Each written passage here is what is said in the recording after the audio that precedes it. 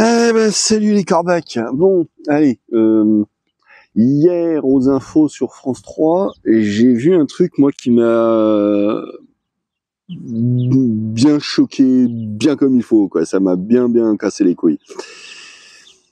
Vous savez que ce week-end, là, ça va être la journée internationale des femmes. Enfin, je sais plus si on dit des femmes ou du droit des femmes, mais en fait que c'est suivant comment ça arrange le démagogue qui va en parler. Ouais, justement, c'est de ça dont je veux parler là tout de suite. De ce côté, justement, tourner les informations dans le sens qui nous arrange pour leur faire dire ce qu'on veut leur faire dire, et que ça peut être même parfois contre-productif. Alors je m'explique. Hier donc, en l'honneur de la journée de la femme, hein, il y avait une espèce de, vous savez, ces trucs complètement bidons qu'ils aiment bien faire les journaleux à la télé, c'est faire des micro-trottoirs pour interroger les gens, leur demander ce qu'ils en pensent, s'ils trouvent ça justifié, si ceci, si cela. Puis tu leur fais un peu dire ce que tu as envie de leur faire dire en fonction de la mode du jour aussi, parce que les gens, ils ont pas forcément une opinion toute faite qui vont sortir d'emblée comme ça. Alors pour faire bien, ils vont coller à la mode du jour, ce qui reflètera pas forcément leurs vraies pensées, mais bon, voilà. C'est la mode de faire ce genre de truc, ce genre de micro-trottoir comme ça. Et donc, là, il y avait... voilà, la question, enfin je sais plus c'était quoi la question exactement, je sais pas s'il y avait une question en particulier, c'était leur demander un petit peu leurs sentiments aux gens qui étaient interrogés par rapport aux droits des femmes, que si ça évoluait dans le bon sens selon eux, tout ça quoi. Et alors le truc c'est que il y avait d'une part plein de gens qui étaient interrogés dans la rue, comme ça, des passants, des kidams au hasard, qui avaient tous des opinions assez modérées, j'ai envie de dire. Il y avait même deux jeunes, deux hommes, mais des jeunes, genre peut-être 18-20 ans, quoi, qui étaient interrogés sur le sujet et qui exprimaient clairement que c'est tout juste s'ils osaient encore parler aux femmes parce que voilà, de peur de déranger, de peur d'être pris pour ce qu'ils sont pas, tout ça. Et à côté de ça, donc alors et finalement donc tous les gens interrogés, c'était des gens d'âges différents. Hein, alors il y avait des jeunes, il y avait des gens plus âgés, des hommes, des femmes, et tous avaient des positions assez modérées, disant que bon voilà. Dans l'ensemble, s'il y a eu une période où c'était comment dire assez grave, j'ai envie de dire, et puis parce que c'était de toute façon très justifié de dire ça, qu'il y avait un fort déséquilibre dans les droits entre les hommes et les femmes, et un fort déséquilibre dans la société, dans la façon dont sont traités les uns comme les autres.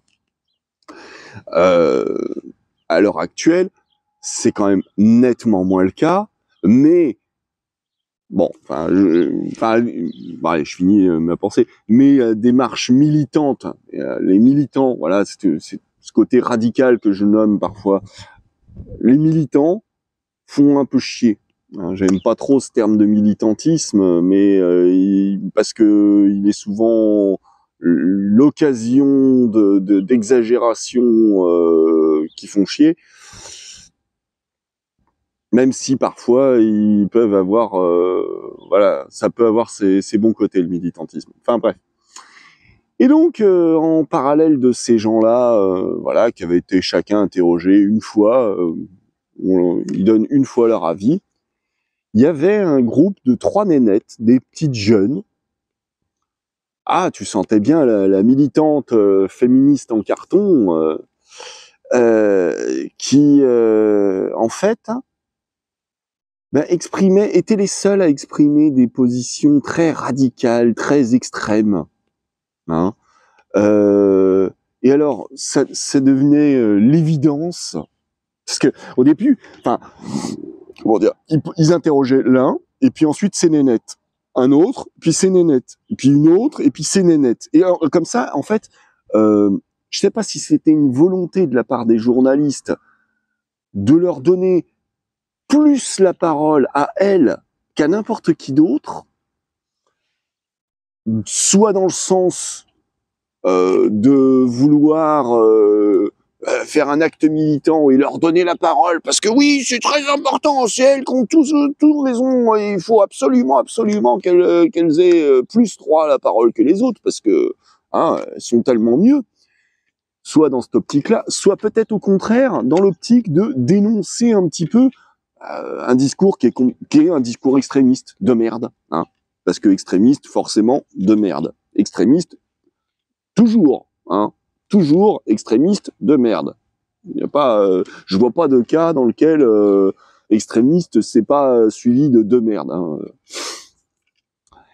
Et donc ces nénettes, alors je sais plus exactement tout leur blabla, je me rappelle plus dans le détail. Mais alors le point de détail, moi, qui m'a choqué, qui m'a fait bien voir que c'était de la merde ce qu'elle racontait, c'est que donc il y en avait une qui disait que oui, mais alors voyez, les mecs ils se plaignent de plus pouvoir aujourd'hui dire ce qu'ils veulent, faire ce qu'ils veulent, je sais plus exactement dans les termes dans lesquels ils l'ont dit, mais alors le point de détail, c'est quand la nana elle dit qu'ils se plaignent de plus pouvoir nous mettre la main au cul. Style, vous allez me dire, il y a un mec qui lui a dit à cette gonzesse, genre 18 ans peut-être, une petite jeune. Il y a un mec qui lui a dit, ouais, on peut plus vous mettre la main au cul. T'es sérieuse, meuf? T'es sérieuse? Parce que là, là, j'ai envie de dire, mytho. Moi, oh, il existe certainement des connards qui seraient prêts à dire ce genre de truc. Mais, pour être honnête, j'y crois pas une seconde. Que cette gonzesse, style, il y a un mec qui lui aurait dit, ouais, vous faites chier, on peut plus vous mettre la main au cul. Je la traite de mytho, là, officiellement, voilà, je te traite, connasse, de mytho. Voilà. Je suis sûr et certain, il n'y a pas un mec qui t'a dit ça. Ou alors peut-être que c'était un connard pour te troller, voilà, parce que les trolls, ça existe aussi, j'en ai déjà parlé. Peut-être. Mais honnêtement, un mec qui te dit, ouais, vous faites chier, on peut plus vous mettre la main au cul. J'y crois pas. Voilà. Donc, je sais pas si c'était une volonté de la part de France 3, soit de ouais, un acte militant, les femmes, regardez comment elles souffrent, et ce qui est pas forcément faux, vous savez, j'ai même dans mes shorts là, j'avais publié une courte vidéo, bah oui, un short, où j'exprimais ma solidarité avec les femmes afghanes et iraniennes par rapport aux persécutions qu'elles peuvent subir à l'heure actuelle. Donc oui, bien sûr qu'il y a des tas de problèmes, et même en France, mais il faut pas non plus tomber dans l'exagération. Moi, quand j'entends ces gonzesses tenir ce genre de propos, là, les trois petites jeunes, là, j'ai tendance à me dire, est-ce que vraiment elles ont eu à souffrir de ce genre de comportement, ou est-ce que juste elles se sont montées la tête parce que c'est la mode en ce moment, et que si c'était la mode d'être une femme au foyer, elles suivraient cette mode-là. Elles ont choisi leur combat, elles sont à fond dans leur combat, donc vous savez, c'est un petit peu toujours ce truc que je reproche moi aux militants de tous bords, que ce soit là en l'occurrence les féministes, mais sinon les masculinistes, sinon les mélanchonistes, sinon les écolos pareil, alors que pourtant je veux dire, mais clairement, dans l'esprit, je suis écolo. Hein. Pourquoi vous croyez que je porte des vieux jeans qui ont 10, 15 ans, que je les répare et je les répare et je les répare et je les répare encore? Pourquoi vous croyez que je suis habillé tout le temps de la même façon? Que j'ai pas 36 vestes différentes? Oh si, j'en ai des vestes. Bon, il se trouve que voilà, moi j'aime bien le côté nature, la laine, c'est doudouille, c'est chaud, c'est moelleux, c'est voilà, c'est hein. Pourquoi vous croyez que je parle tout le temps de mon dégoût pour le consumérisme et le gaspillage? C'est bien par conscience écologique, hein, ok. Et donc, et pourtant, les militants écolos me cassent les couilles tout autant. Vous voyez? C'est ce côté militantisme. Pourquoi? Alors c'est là où c'est justement intéressant parce que voilà, ça recoupe encore avec pas mal d'autres idées que j'exprime de droite et de gauche. Et en parlant de droite et de gauche, je parle pas de parti politique. Là, je parle de mes différentes vidéos. Ce militantisme qui veut que pour servir la cause, ma cause, je serais prêt à toutes les malhonnêtetés intellectuelles, à tous les mensonges par omission même, hein, notamment. Hein, bah oui, non, mais je n'ai pas dit ça. Oh, excusez-moi, j'ai oublié. Non, tu l'as bien fait exprès. Évidemment que tu l'as fait exprès, parce que, comme je l'expliquais dans une autre vidéo, avouer ses torts, c'est de tendre le bâton pour se faire battre. Et justement, une fois que tu as déjà avoué tous tes torts, qu'est-ce qui va leur rester aux gens pour essayer de faire les bâtards avec toi? Il leur restera rien. Oui, ok, j'ai fait ça. Bon, maintenant on en parle de tes torts à toi, parce que moi j'ai avoué les miens. Vas-y, avoue toi. Le problème, c'est que justement, une fois que tu as déjà tout avoué, et puis on peut plus aller déterrer les squelettes que tu as dans tes placards. Et justement, vous voyez la différence, c'est cette démarche d'honnêteté en global, mais aussi d'honnêteté intellectuelle. Parce qu'à partir du moment où on peut, justement, c'est facile par le discours, facile, oui et non, mais dans le discours, on peut déceler la malhonnêteté intellectuelle. Et quelqu'un qui n'hésitera pas à faire preuve de malhonnêteté intellectuelle, tu peux te dire que c'est un malhonnête tout court. Vous voyez pourquoi j'insiste, moi, sur ce côté de vraiment essayer de faire preuve d'honnêteté intellectuelle. Dire oui, je suis d'accord avec ceci, mais n'oubliez pas que moi-même j'ai mes propres torts, que moi-même j'ai les mêmes faiblesses que vous. Vous voyez, à partir du moment où on intègre ça dans notre système de pensée à chacun, on est déjà vachement moins susceptible déjà de se fourvoyer soi-même, de se comporter de façon fourbe et malhonnête. Mais en plus, on est plus vigilant aux mensonges des autres. À partir du moment où notre petit storytelling qu'on raconte, qu'on aimerait bien que les autres y nous croient dessus, bah à partir du moment où c'est plus du storytelling, mais c'est simplement on essaye de coller au plus près de la réalité telle qu'elle s'est produite, bah du coup, qu'on n'use pas de mensonges, d'exagération ou de ce genre de procédés malhonnêtes pour essayer de se faire passer pour plus victime que l'on est ou pour plus ceci ou moins cela. À partir du moment où on fait un vrai effort d'honnêteté, on devient plus facilement, on est plus facilement attentif aux défauts d'honnêteté des autres. Vous voyez? Alors bien sûr que c'est un travail de longue haleine, hein, d'être attentif à ce genre de détails, mais voilà. Je pense que ça s'inscrit dans une même démarche. Donc du coup, je sais plus, j'ai dérivé en parlant de tout ça parce que je parlais pas de ça à la base.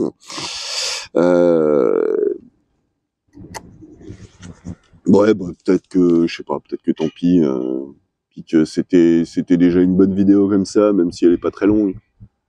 Et puis voilà, je reviendrai sur ce genre de choses une prochaine fois.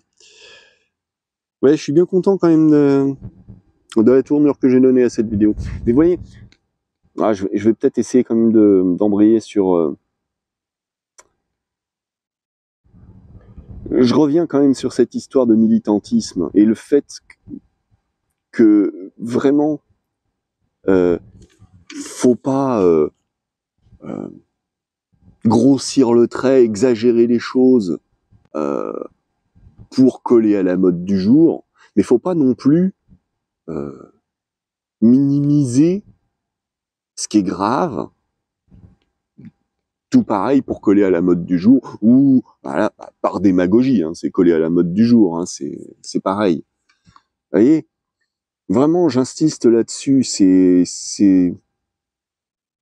primordial. Parce que à force de tromper les gens, à force de leur mentir par des procédés plus ou moins directs, plus ou moins malhonnêtes, vous savez, on parle de « Oh là là, comment ça se fait que les gens, ils croient plus en personne, ils croient plus en rien, ils croient plus en la politique, quelle défiance envers la politique hein, ou envers les journalistes aussi, hein, tout pareil. » Ben, c'est peut-être parce que justement, à force d'être trompé, manipulé, qu'on se fait mentir par tout le monde dans tous les sens, ben, peut-être qu'à force, les gens finissent par plus rien croire, par plus pouvoir se permettre de croire. Comme ça, aveuglément. Ce que, dans un sens, pas plus mal, hein, remettre en question, remettre en doute un peu tout, pour essayer de confronter les dires à la réalité, et voir si ça tient debout ou pas, hein, si c'est là où je dis justement, si on détecte, si on fait un effort d'honnêteté soi-même, on est plus sensible. Notre détecteur interne, il est plus sensible à la malhonnêteté des autres. Ouais, je vais peut-être m'arrêter là quand même parce que j'ai l'impression que au bout d'un moment, si j'essaye de faire trop bien, alors bien sûr que j'en oublie toujours et puis c'est pour ça que je reviens de jour en jour pour compléter un petit peu ma pensée. Mais si je veux en dire trop d'un coup, c'est là où je commence à raconter de la merde. Donc bon, je vais m'arrêter là pour l'instant. Ce que je voulais rajouter, c'était comme en ce moment, effectivement, là hier, j'ai dû enregistrer au moins 5 ou 6 vidéos dont j'étais pas forcément très content. J'ai sélectionné peut-être la moins pire que j'ai publiée ce matin. Les autres finiront très certainement à la trappe parce que je suis pas très content du résultat. Ça y est, c'est comme quand ce que j'essaie d'expliquer là à l'instant, c'est que à vouloir trop en dire finalement, au bout d'un moment, je finis par dire de la merde et pas être satisfait du résultat. Donc bon, voilà, c'était juste le petit point de détail supplémentaire que je voulais rajouter sur la fin. Moi, je vais retourner à ma couture. Donc, mon sac à dos, là, ça avance. J'ai fabriqué la poche que j'ai envie d'appeler poche frigo, qui va être le bas du sac à dos, qui va me permettre de mettre toutes mes réserves de bouffe. Là où c'est lourd, finalement, dans le bas, c'est là où c'est le mieux, pour question de centre de gravité. Puis voilà, là j'ai fabriqué la poche, là je suis en train de découdre le sac existant pour pouvoir réadapter suivant mes besoins. Voilà. Bon, et sur ce, les gens, moi je vous claque la bise et puis je vous dis à bientôt. Allez, ciao.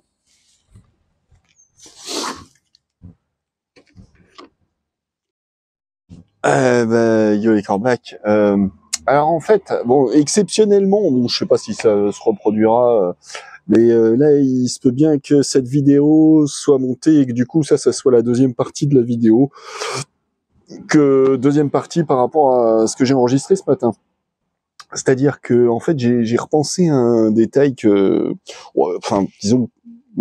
j'essaye de formuler déjà depuis un moment dans mes réflexions. Enfin, voilà, en vidéo en tout cas. Disons que, voilà, pour essayer de le formuler de façon à peu près claire et compréhensible pour vous, il me semble un truc que j'ai pas trop dit jusqu'ici à propos de cette exagération. Hein, moi, j'appelle ça vraiment une exagération concernant le féminisme. Parce qu'en fait, en soi, moi je vous l'ai dit, d'origine, j'ai envie de dire, moi je suis féministe de base. Parce que j'ai été élevé dans ces valeurs comment dire, d'égalité, d'universalisme, voilà, dire qu'on est censé être tous équivalents, ou tout au moins qu'on doit bénéficier d'un même traitement les uns les autres, hein, peu importe la race, la couleur, le sexe, ce qu'on veut, voilà. Donc du coup, de base, moi, je suis féministe. Sauf que si aujourd'hui le féminisme en soi me sort par les trous de nez, c'est de par cette espèce d'exagération, de diabolisation, l'homme c'est le mal, hein, c'est ce genre de conneries là. Et justement, c'est en ça que voilà, là pendant que j'étais en train de m'occuper de découdre mon sac là pour pouvoir le transformer, j'en suis venu à cette voilà, comment je pourrais arriver à formuler ce que je voulais dire à ce sujet. Il me semble que c'est un danger, vraiment, pour, en tout cas, pour celles qui se revendiquent du féminisme, et puis quelque part, peut-être même, j'ai envie de dire, peut-être même pour l'humanité dans son ensemble, que de vouloir absolument clouer au pilori l'homme, comme si c'était voilà. J'ai déjà entendu dire de la part de ce genre de féministes en carton que il fallait pas comment c'était quoi le terme, considérer la femme comme mince, j'échappe, le mot m'échappe, si vous l'avez, mettez-le moi en commentaire, considérer que la femme comme si c'était un truc unique, uniforme, que non, c'est les femmes dans leur ensemble, machin, mais que voilà. Et ben, tout en se permettant de faire, par contre, exactement la même chose envers les hommes.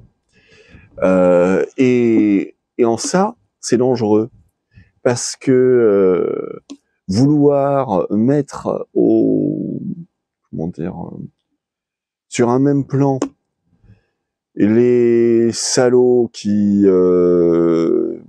cognent sur leurs bonnes femmes, ceux qui violent, ceux qui se conduisent mal, qui mettent des mains au cul aux gonzesses dans la rue sans qu'elles aient rien demandé. Vouloir mettre sur le même plan ce genre de sales types et puis les types normaux qui ont juste envie d'être des mecs bien, des gens voilà, peut-être ordinaires mais pas des salauds. Mettre tout ça dans le même panier. Essentialiser, c'était ça le terme que je cherchais. Voilà, ne pas essentialiser la femme. Voilà. Et ben, ne pas essentialiser l'homme, hein, non plus. Pareil. Hein, ou l'homme, cette espèce de saloperie, j'en ai plein les godasses. Hein. Les hommes, les monstres, regardez les hommes, c'est le procès de Mazan, vous voyez, ça c'est 100% des hommes, ils sont tous comme ça, c'est salaud, hein, voilà, ce genre de conneries. Donc le problème, parce que ça je crois que j'ai l'impression moi que personne le voit, le problème qui se cache là-dessous, à vouloir mettre tous les mecs dans le même panier comme ça, en se foutant de la gueule de ceux qui disent not all men, not all men, ah bah oui c'est devenu un mème internet, c'est drôle, regardez-moi ces salauds qui veulent se faire passer pour des gentils. Toi connasse qui dis ça, bah tiens écoute ma petite histoire là. Donc no tall parce que finalement tous les hommes sont les mêmes, hein, voilà, essentialisons les hommes parce qu'il faut pas essentialiser les femmes. Hein. Dites un truc, si parce que les salauds, ils s'en battent les couilles, ils ont pas de scrupules à être des salauds, et puisque c'est des salauds, hein. Donc ils s'en battent les couilles de tous vos reproches et tout ça. À la limite, ils pourront vous faire croire que mais non, mais moi, tu sais, moi je suis pas comme ça, moi. Tu vois, c'est les ne pas avoir de scrupules, c'est voilà, c'est la base. Hein. Donc eux, quand vous allez vouloir les culpabiliser, les traiter de salauds, de tout ce que vous voulez, ils s'en battent les couilles. Hein. Ça changera rien à leur attitude. Hein. Ils continueront d'agir. Alors peut-être qu'ils seront plus sournois, qu'ils feront ça en loose day, dans le dos. Rien. Eux, ça changera rien à leur vie. Par contre, du coup, en vous comportant comme ça, en mettant tous les hommes dans le même panier, bah ceux qui justement ont des scrupules, ceux qui justement ont à cœur d'essayer de se comporter en mec bien, bah eux, du coup, ils oseront même plus se comporter en quoi que ce soit. C'est comme les deux gars dont je parlais, là, que j'avais vu dans le reportage d'hier.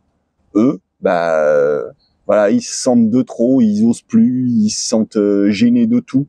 Ils ont limite presque plus le droit, ils se sentent plus le droit d'exister. En tant qu'homme, hein. Vous voyez? Donc, moi, il me semble que c'est dangereux pour votre condition à vous, en tant que féministe engagée et tout ça. Parce que, en définitive, donc vous continuerez de vous faire rouler dans la farine et donc baiser finalement par des salauds sans scrupules, hein, qui, évidemment, si c'est eux qui vous baisent, c'est eux qui vous feront des gosses, qui transmettront leur patrimoine génétique, et puis c'est eux qui transmettront aussi, en tant que père, leur façon de voir le monde. Vous voyez, ce sera pas les mecs qui, eux, justement, ont des scrupules. Les mecs qui, eux, sont les mecs bien. C'est pas eux qui transmettront tout ça. Donc finalement, sélection naturelle, hein, vous savez, Darwin, tout ça. Bah, qui c'est qui va survivre? Les salauds. Et donc, vous allez amplifier par ce genre de comportement à la con, vous allez amplifier les salauds. Il restera plus que ça. Grâce à vos exagérations de merde. Voilà. Donc, bien sûr que la condition féminine mérite d'être traitée avec sérieux et d'évoluer dans le bon sens. Mais c'est pas en traitant tous les mecs de salauds que vous allez faire ça. Au contraire, vous allez empirer la situation. Vous comprenez ce que je veux dire? Ou pas, hein, parce que bien sûr, justement, là, on touche à un autre point, c'est que chacun lit les choses de la façon qu'il l'arrange. Comme je dis souvent, chacun voit midi à sa porte. C'est pas de moi, hein, chacun voit midi à sa porte. Et voilà, comme vous savez, comme dans Amélie Poulain. Moi, j'aime bien les expressions françaises comme ça. Je trouve que c'est parlant. Alors, toutes ne sont pas génialissimes, mais il y en a qui ont un sens profond, intéressant à connaître. Vous voyez? Donc, ouais, il me semble que c'est dangereux de procéder avec cette mauvaise foi qui va sélectionner l'ivraie et jeter le bon grain. Donc, c'est pour ça, je le répète, vous savez, dans cette histoire, ce que vous reprochez souvent aux mecs de draguer dans la rue et tout ça, bon, faut se mettre à la place de qui drague, pourquoi? Parce que tout le monde a envie de baiser, hein, de trouver l'amour dans le meilleur des cas. Mais ça demande un certain courage d'aller au-devant des autres. Vous savez, moi je vais vous dire, plusieurs fois, j'ai eu le sentiment de plaire, et quand j'ai fait la démarche d'aller au-devant, merde, voilà qu'on me disait qu'en fait, non, c'était dans ma tête, j'avais rêvé. Alors du coup, de moins en moins, je suis allé vers les autres. jusqu'à ce que je finisse par complètement renoncer. Alors je sais pas, hein, vous allez peut-être me dire que oui, que je suis un salaud d'incel ou ce genre de conneries. Ouais. C'est facile hein, de défausser sa responsabilité sur le dos des autres. Hein. Vous, quand est-ce que vous avez le courage d'aller au-devant, dire à un mec qui vous plaît, toi tu me plais? D'ailleurs, pourquoi est-ce que ce mec, celui-là, il vous plaît? Posez-vous la question honnêtement, les filles. Parce que c'est là aussi où elle se fait la sélection. Vous savez, je parlais de sélection naturelle, darwinisme. Bah ouais, parce que j'en avais déjà parlé une fois de ça. Hein. Une fois, je m'étais pris à la tête sur une espèce de forum féministe à la con, où elles étaient en train de se plaindre l'une l'autre. Oh là là, les mecs, c'est des salauds. Oh bah oui, moi, tu connaîtrais mon histoire. Oh, et puis moi, regardez, ça fait... y en a une comme ça qui racontait. Ça faisait 6 fois qu'elle tombait sur des mecs qui lui foutaient sur la gueule. Vraiment 6 fois de suite je comprends pas, là. Elle les a sélectionnés pour ça ou quoi? Ou alors, non, c'est parce que c'est tous les mecs qui sont des salauds. Moi, je crois que c'est plutôt parce que, et c'est ce que je lui ai dit, et c'est ce qui m'a valu les foudres de toutes ces féministes harpies enragées. Ce que je lui ai dit, moi, c'est, demande-toi, quels sont les critères qui ont fait que tu te tournes vers ces mecs-là? Pourquoi? Il y a quand même le choix, hein, sur Terre. Presque autant d'hommes que de femmes sur Terre. Il y a plus de femmes que d'hommes, mais il y a presque autant d'hommes que de femmes sur Terre. Pourquoi est-ce que c'est vers ces mecs-là que tu t'es tourné?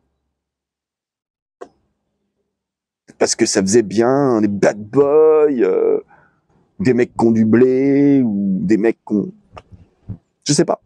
C'est à elle de dire quels sont les critères qui l'ont poussé vers ça.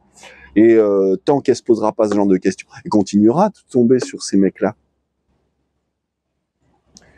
Maintenant que le temps est passé, je me demande si je lui reposais la question là aujourd'hui, est-ce qu'elle aurait eu le temps? Est-ce elle y aurait réfléchi? Ou est-ce qu'elle serait restée dans son déni? Je sais pas. Bon, je la retrouverai jamais, cette gonzesse. Mais je lui aurais bien reposé la question là, maintenant que 1 an ou 2 s'est passé depuis. Est-ce qu'elle y a réfléchi? Est-ce qu'elle est retombée sur d'autres mecs? D'autres salauds ou des mecs sympas? Je sais pas. Voyez, c'est jamais simpliste. Les vraies réponses dans la vraie vie. Hein? Bon, je vais peut-être m'arrêter là. Mais je pense que c'est un complément intéressant à apporter à cette discussion. Enfin non, à cette monoscussion. C'est moi et ma grande gueule. Bon, voilà. J'avais un autre sujet à aborder, mais comme je m'en rappelle plus, je vais juste fermer ma gueule. Ciao les gens.